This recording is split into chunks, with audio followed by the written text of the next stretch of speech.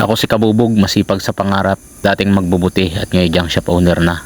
At nangangarap ang magkaroon ng isang farm balang araw. Samahan niyo ako sa bidyong ito.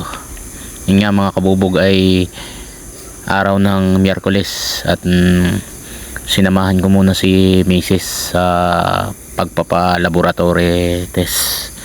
Dahil yung kanilang pagpunta kahapon sa regional ay hindi nagawa lahat yung kinakailangan laboratory. Ito nga, at pagkatapos ng laboratory test ay pinakain ko muna din sama ng panahon mga kabubog sa araw na ito at maulan, pero hindi tayo mahadlangan yan, tuloy tayo sa ating mga gawain.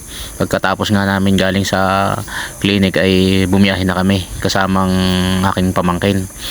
At dahil sa sobrang pagod nga mga kabubog ay inantok ako sa bandaan, kaya naman natulog muna ako. Sabi ko sa pamangkin ko ay gisingin ako, midlip muna ako dyan mga kabubog sa loob ng 10 minutes, sapagkat si Mrs. kasi ako ang nag-aalaga sa gabi, ako ang naka-schedule.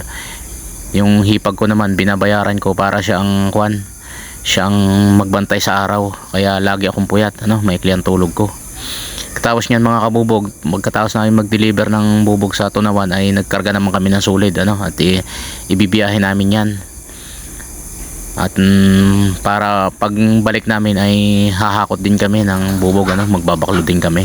Ito nga, at nasa Malbar na kami, humahakot kami ng bubog, Ganyan lang muna ang bidyong ito mga kabubog. Tuloy lang tayo para sa pangarap. Follow na rin sa hindi pa nakapollow, subscribe sa hindi pa nakasubscribe.